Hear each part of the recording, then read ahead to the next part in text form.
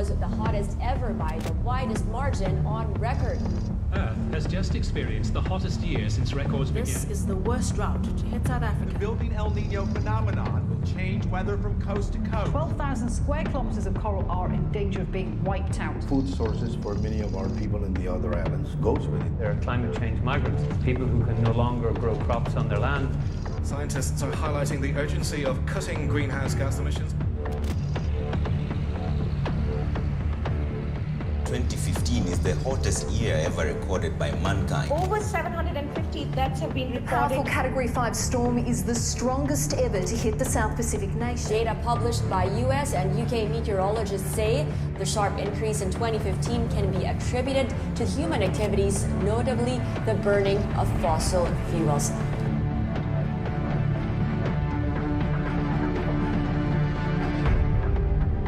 We begin this news hour in Paris, where world leaders have gathered for the UN climate conference known as COP21. It's now or never to reduce the world's dependence on fossil fuels. Over the next few days, we will decide the fate of this planet. Breaking news: after years of negotiation, a climate deal has finally been reached. The real headline, the real news, is the voluntary aspect of this. Yeah, not legally binding. This is the same old thing. There's no enforcement mechanism. The original goal was to limit emissions so the planet would only warm by 2 degrees Celsius. Every scientist who has looked at the agreement say that's not going to happen. The planet will still warm by 3.5 degrees by the end of the century. And that's not nearly enough to stop the very worst impacts of climate change from impacting the planet. More needs to be done.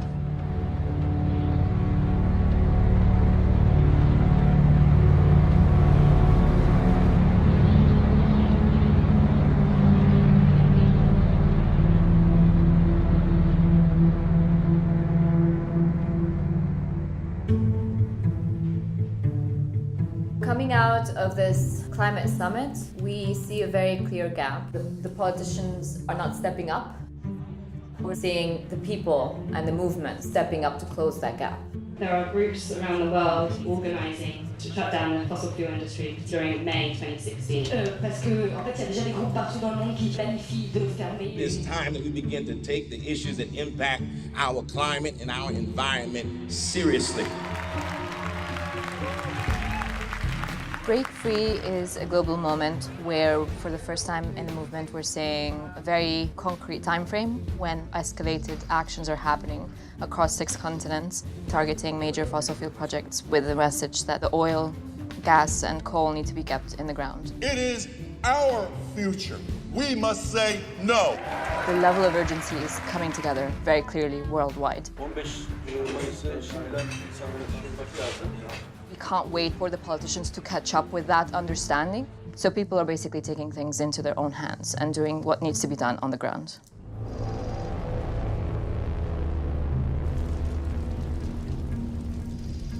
What is legal is not necessarily just.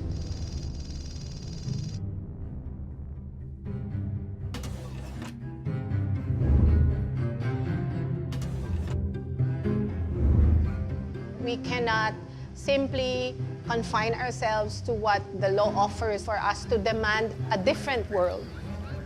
I remember the time when to even distribute flyers about the issue of oil was against the law.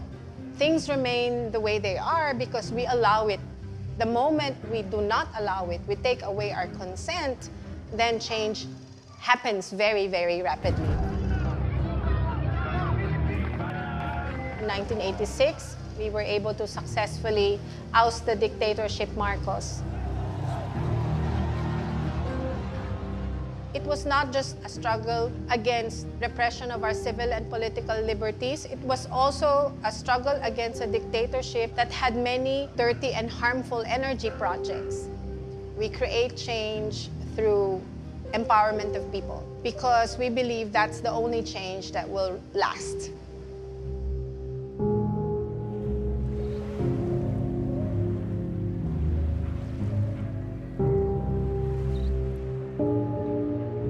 Makikita nyo siguro pagpunta nyo dito sa baybayin may pagbabago ba sa kalagayan at ng kabuhayan, ng tirahan ng mga mamamayan na siya daw unang makikinabang sa pagtatayo ng ganitong klase ng enerhiya dahil sa mga ibibigay nitong mga trabaho, kalsada, paaralan, wala ka namang makikita. Ako ngayon ay mag-aalim na po na 22 anyos pa ako nung tutulan natin simula kaswan. Ay ilang taon na ba ako nakikibaka? Ay ngayon dumami pa. Totoo yan, tatay. Paano mawawalan ako ng pag-asa? Matitigil pa ba? Ito yung dumami pa. Hindi po tayo nag-iisa. Halos sa buong mundo po, nananawagan na ang mamamayan ng mundo na itigil na ang pagtatayo ng mga power plant. At sa Mayo, tayo ho ay lalahok sa pangmundong aksyon laban sa coal. We allow our nature to be destroyed by selfishness. And the progress that has been achieved is only for the few.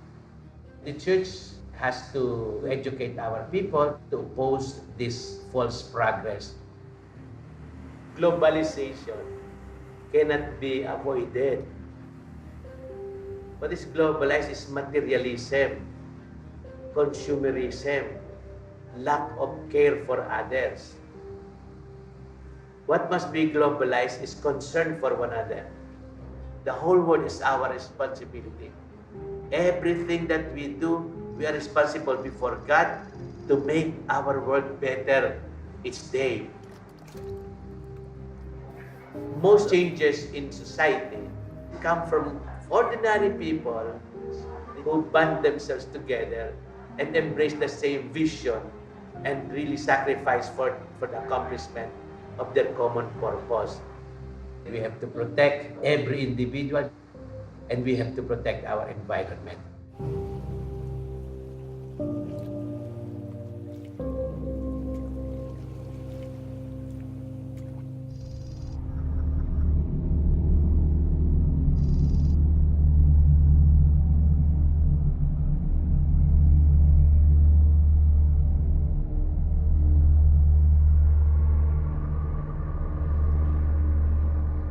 The laws of nature and the laws of economics are in conflict at the moment. Either everything changes because the climate changes and it changes our physical world in ways that we can barely fathom, or we change our economy in fundamental ways. But the idea that there is some middle road where we continue on pretty much as is, that's actually not available to us.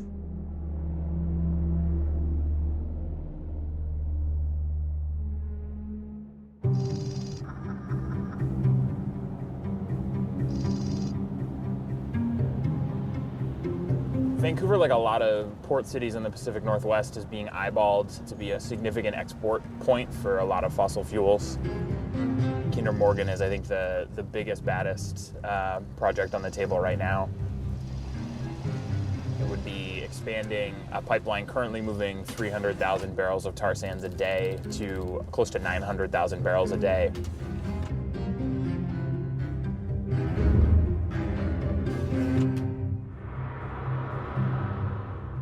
There's no way to clean up a tar sand spill in this kind of water.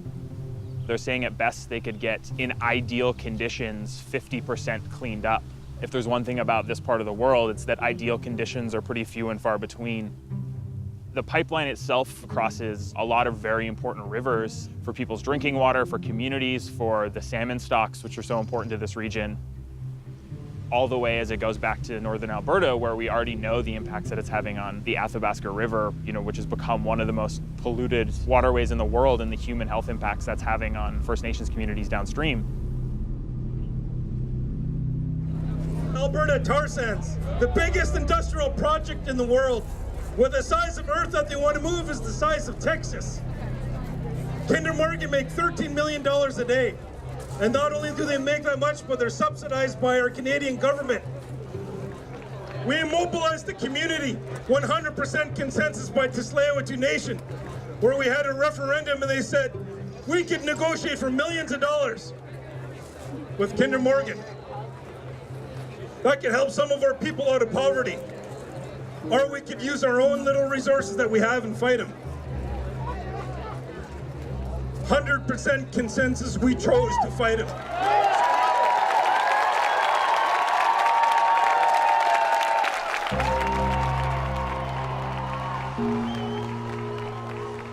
So right here is home.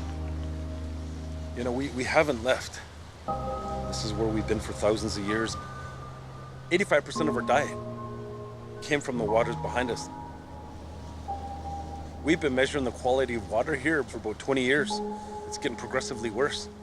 We're devastated, and what we're trying to do is rehabilitate the damage that has caused. We're going to court soon, Canada, for not consulting us on the Kinder Morgan expansion. One of the ministers said, why don't the First Nations take the money? They need it. We don't need it more than our land. We'll do whatever it takes to make sure this doesn't happen in any way possible. We are going to launch a massive flotilla of boats from here and surround the terminal on the other side where tankers fill up, as well as have a group of folks on land march to the gates of the marine terminal so that we block it from both the land and the water.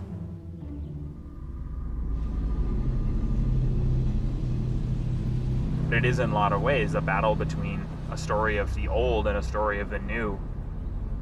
There's a lot of powerful forces trying to make sure that the story of the old continues for as long as it can.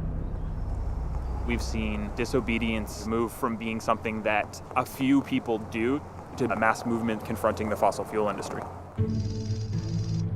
A massive oil rig outfitted for Royal Dutch Shell's remote Arctic exploration parked in Seattle's harbor on Thursday. But not everyone is happy about it. They have convinced us progress is only made through exploitation of the earth.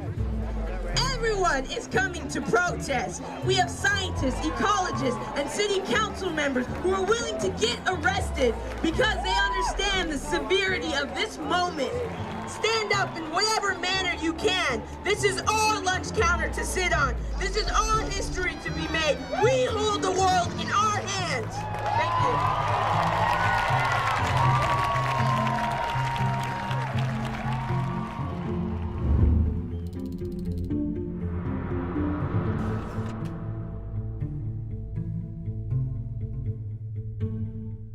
Civil disobedience is a powerful tool in social justice work.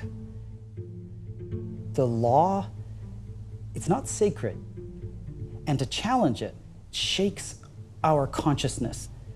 If you can take that radical action in a way that genuinely speaks to everybody else, then you not only have their attention, you have their inspiration, and you build movements that way. Number one, preparation. Calibrate what you are asking for and how you ask for it so that you can win it. Then you've got to choose your strategy. You've got to choose a tactic, a target that can successfully grab public attention. Then you've got to make sure that your execution is flawless. The media will look for every opportunity to delegitimize you. If there is one misstep, one act of violence, it's over. I've never been in the White House, but the ability to chain myself to the outside of the White House turned out to be important and empowering, and anyone can do it. Most of us don't have huge sums of money. All of us have a body that we can put in the way. I want to say very clearly that civil disobedience is but one tool in the activist toolbox. It's not the first one that you should reach for, and if you use it all the time, like any other tool, it's going to get dull. That said, civil disobedience has a role to play.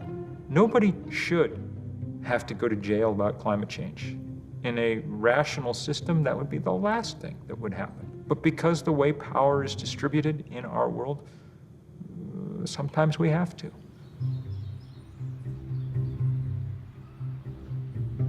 One of the central threats to democracy today is the corporate capture of government. We are up against tremendous resources, and those resources are smart. The corporation goes straight to the politician that's going to be on the committee that's going to pass the law that they want to pass and threatens their re-election at exactly the right time. The strategy of global corporations on climate change was partly to recognize that they had a trump card with the United States government. They could stand in the way of global action by blocking American action. There's a level of state failure in the United States. The legislature is bought and paid for by oil companies and other companies. We have to roll back corporate capture of our governments if we want to try and fix these problems that conflict directly with their industry bottom line. There's nothing radical about anything we're talking about. Radicals work at oil companies.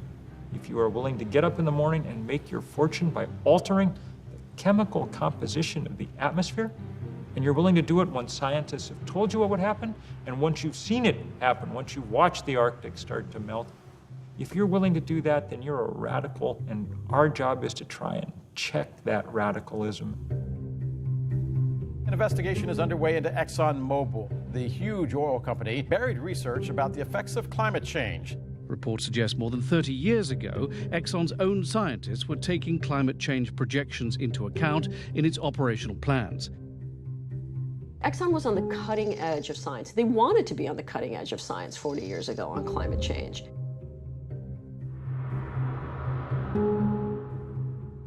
They understood that farther down the road, if the science was accurate, there would be limits placed on emissions from fossil fuels. So their strategy at that time was that we want to have a say in what those limits look like. When their senior scientists told their senior executives what was coming, Exxon started making sure that all its drilling rigs were climate-proofed so that they could withstand the rising sea level. But they did not tell the rest of us. Just the opposite.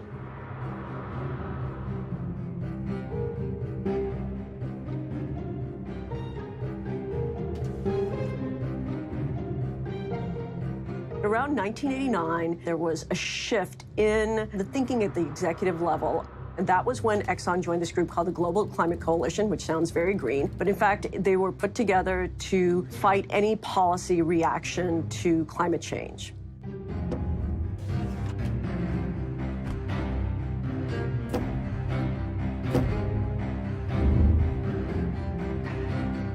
Exxon and others ended up hiring the veterans of the tobacco industry to try and make the same basic argument that the cigarette guys had made.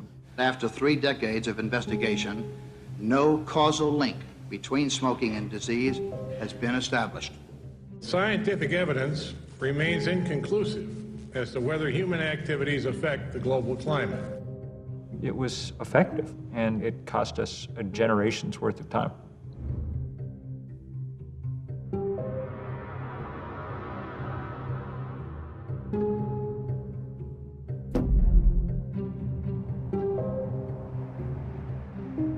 We just recently crossed 400 parts per million CO2 in the atmosphere. We're literally releasing all of that CO2 that got buried underneath Earth's surface over 100 million years. And we're releasing it over a time frame of 100 years, 1 million times faster than nature buried it. That is without precedent. It's unclear that living things, including human beings, can adapt to changes that occur that quickly. In the Philippines, at least 6,000 farmers were blocking a highway to demand the government provide rice. The farmers are starving. Behind all this is a rise in global temperatures, causing the whole region to suffer the worst drought in more than 20 years. We've begun to see serious stress on the global food systems. We simply won't be able to grow enough food to feed 10 billion people in a warming world. There's a study that looks at temperatures to come in much of the Middle East. And what they found was the combination of heat and humidity for stretches of time by 2100 would not be compatible with human life. A new study published yesterday finds climate change exacerbated the worst drought ever in modern Syria, aggravating social unrest in the country and helping to push it over the brink into civil war. A record 1 million refugees and migrants have now crossed into Europe in Europe's worst refugee crisis since the Second World War. In other words, the very real security threat posed by climate change is only going to get worse.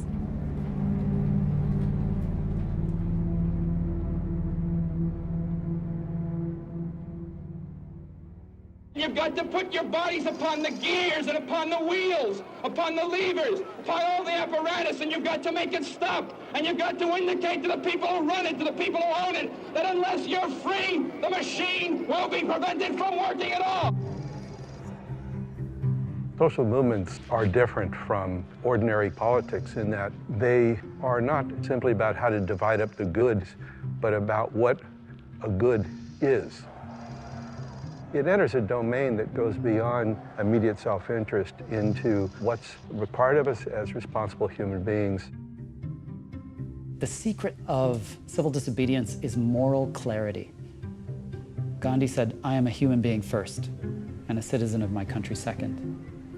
He targets the fact that Indians aren't allowed to make their own salt, and has a massive salt march across India to the coast where he bends down and picks up sea salt. How could someone possibly prevent you from doing something like that? He's taken the weakest point of his opponent and targeted it to generate the most moral clarity. Different forms of civil disobedience shaped the basis of the abolition movement, the women's suffrage movement, the civil rights movement. It's time for us to say, if you don't do something about it, we will have no alternative but to engage in broader and more drastic forms of civil disobedience in order to bring the attention of the nation to this whole issue in Selma, Alabama. At the core of activism is one simple thing, and that's voice. So many people in the world, their voice is actually just not heard.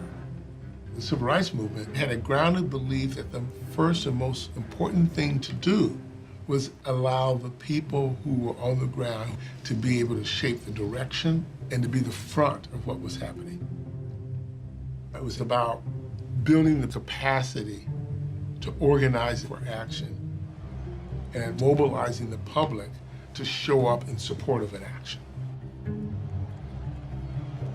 The effect of civil disobedience is often to raise the cost of business as usual, to disrupt normal processes and procedures, which makes it more costly to resist change than to agree to it.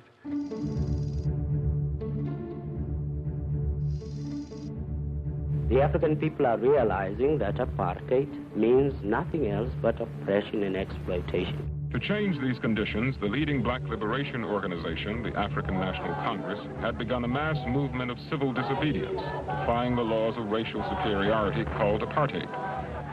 Civil disobedience brings a spotlight to the violence of oppressive states and industries. The civil disobedience that occurred in South Africa during the apartheid years defied all apartheid laws. And it was really, really strong because it happened everywhere. From street committees to unions, to labor movements, to student movements, everybody found an aspect of apartheid laws that affected them and then used some kind of mechanism to defy it. It didn't change overnight, and it wasn't one day of civil disobedience. It takes time, and you will have obstacles, but I really don't think there's any fight that we cannot win if we have the numbers.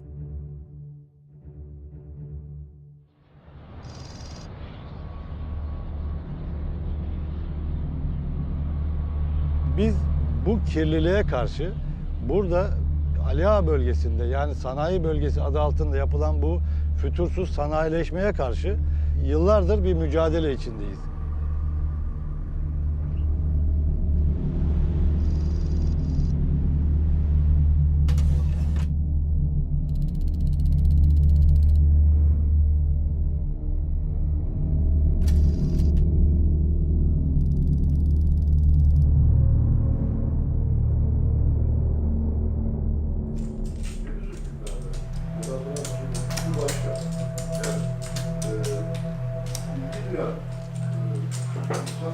Kapitalizmin hakim olduğu bir süreci yaşadık. Genelde onu yaşıyoruz. Şimdi özel şirketler etütleri yapıyorlar kendileri aralarında. Biz karşı çıkmaya çalışsak da, karşı çıksak da ikinci bir çevre hareketiyle kendileri çevre etütü yaparak bu sayfaları kurmaya çalışıyorlar. Tesisler yeni yapılırken, daha yeni işletmeye girerken, büyürken falan oraya işçi alınacağını, oradan para kazanılacağını çok kandırıldılar. Her zaman var mı? Bunu bu her zaman için geçerli. anladı.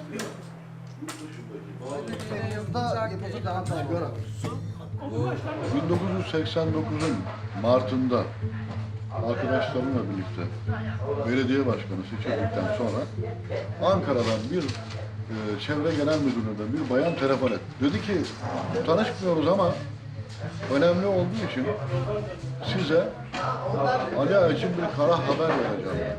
Ali Ağa'da ithal kömüre dayalı 1000 megawatt gücünde bir termik santral kurulacak.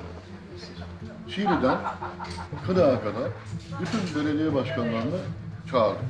Türkiye'de vahşi kapitalizmin bir göstergesi olarak Ali Ağa'da başlayacak olan bir saldırı. Termik santral kurulmaz. Halkımız istemiyor çünkü. Termik santral alanına ağaçlarımızı, çocuklarımızla, evrim coşkunlarla, yavrularımızla dikeceğiz. Gücünüz yetiyorsa gelin sığdırın. Kulakları çınlasın, İzmir Büyükşehir Belediye Başkanı'ydı o zaman. Yüksel Çakmu ve bizim 18 belediyemiz yine bir sevgi zinciriyle protesto ettik. Aşağı yukarı 60 kilometrelik bir alanda 50 bin kişinin katıldığı bir çevre hareketi. Bunu o gün yaptığımızda belki de Türkiye'de şimdiye kadar yapılmış olan çevre hareketlerinin içerisinde en çok ilgi gören eylem oldu. Bu sanayi, burada bizim verdiğimiz mücadele orada sadece bir termik santralı durdurabildik. Ama geniş bir alandaki sanayinin devam etmesini engelleyemedik.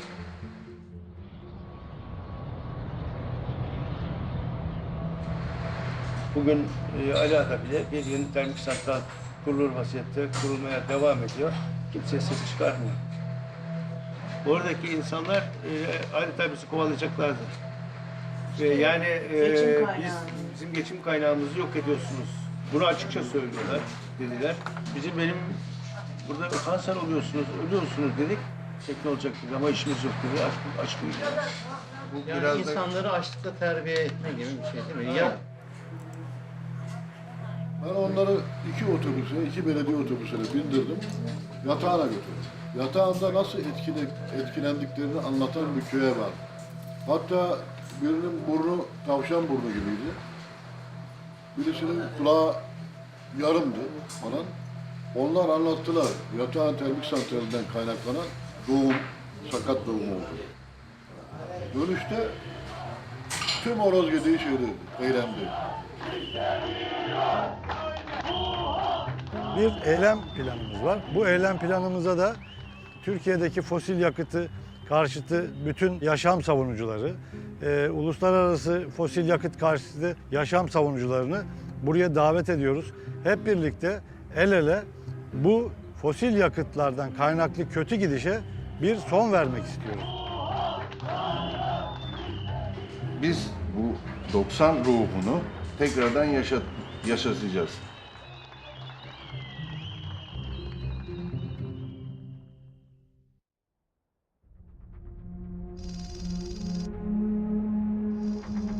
You cannot pretend that we do not exist.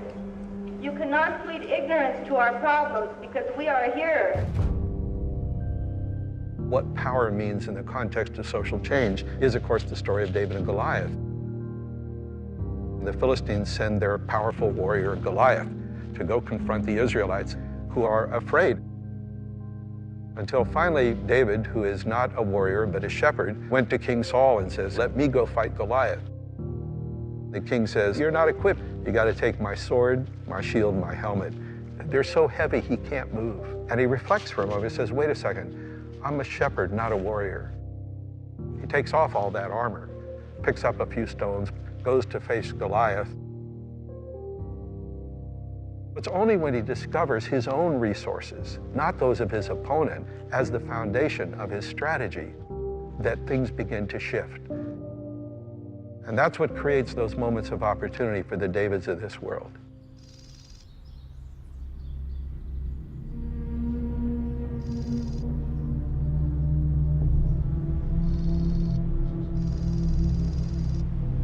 Lignite has a very low energy density. That means you have to dig up a lot of it to get not that much energy. And in burning it, you emit a whole bunch of other dirt, essentially, which is why this is not just bad for the climate, it's also terrible for people's health.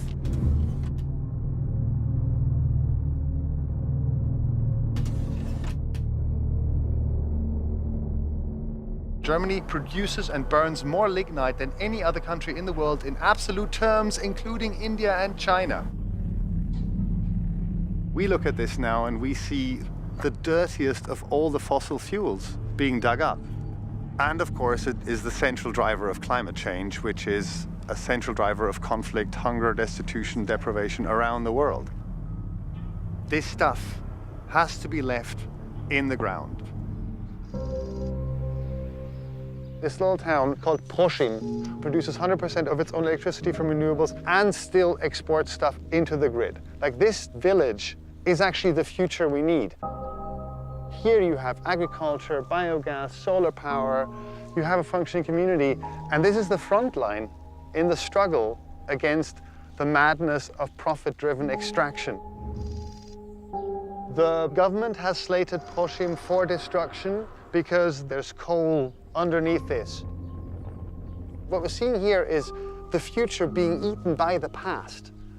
Fossil fuels are the past in more than one way. They are the past of capital, they are the past of energy, they are the past of our relationship to nature. And Hallo, genau, wir können auch von Ihrem Land runtergehen, wenn Sie das stört.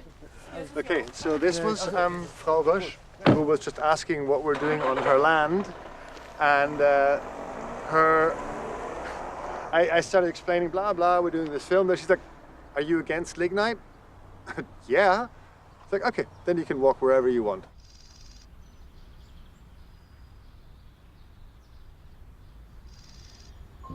Folks lived here a few years ago. This was their lives. The government said, you can't be here because we're going to dig this up because there's coal underneath. They had grown up here. They were planning to maybe die here. These kinds of images, that's also why we're doing this. There's folks here being evicted from their homes because we cannot stop destroying the environment. This cannot go on. All the political work that you're doing when you're mobilizing for a big disobedient action will ultimately be for naught if the action isn't a success in tactical terms. I'm going to tell you the situation as it was last year. Here is the open cast mine Garzweiler. This whole area was our action target. Now, there are always two kinds of obstacles that you need to bear in mind. The first is geographic, or let's call them technical obstacles. Then, second challenge, police and corporate security. Let's call these human or political problems. Our goal is not to fight the police. Our goal is to get around them, because they're not our enemy. Our enemy is the lignite production inside the pit. So when the police start forming a line, with sheer determination, we are walking through the police lines, not hitting them, not engaging them violently, but just walking through. We ensure that all of the 4 action groups manage to get into the pit. I've been doing civil disobedience actions for 17, 18 years now. It's very hard to get a sense of empowerment, to actually really feel in every fiber in your body that you can make it. We can actually stop this. The moment when we were running towards these diggers and we saw that they were all shut down, I remember this moment of like, we've done it. It was an unbelievable moment of personal and collective empowerment in a struggle that all too often seems brutally hopeless. In May, we're going to be more people, and hopefully they won't be able to stop us. Last year they couldn't, so let's see if we can do this again. We think we can. If you say you can't deal with climate change without a revolution in values, a revolution in the way we think, people will say, well, we don't have time for that kind of thing. The truth is what we don't have time for is continuing to try the same thing that hasn't worked for 2.5 decades. We continue to be inspired by ordinary people having the courage to stand up against corporate interests, even against government policies that will bring harm to their communities. Hope is belief in the plausibility of the possible as opposed to the necessity of the probable. Örgütlenmek. Başka bir tarih yok. We don't have the tanks and we don't have the armed forces. Non-violent civil disobedience is me making my voice heard against a powerful force that is holding us back. Keystone turned out to be a great victory because all over the country and the world, people looked up and saw, you actually can beat big oil. It may seem impossible right now to prevent climate chaos, but social movements have shown that the limits of the possible are there to be moved. My hope is that we come out the other side of this with the global sense of a new kind of power in the climate movement. What we need are new ways to do new things. To practice civil disobedience is necessary to be able to pursue a better life for our people. Batangas now is the center of action against fossil fuel. It's quite possible that a more radical approach will bring rapid change. It's straight math. How many people are active and engaged on this issue? How hard are they pushing? How coordinated are they? It's the people who are engaged that determine what government does. And all we have is a choice to make about whether we're going to be one of those people or not. The science is pretty dark and things are changing very fast. But I am absolutely sure there is going to be one hell of a fight.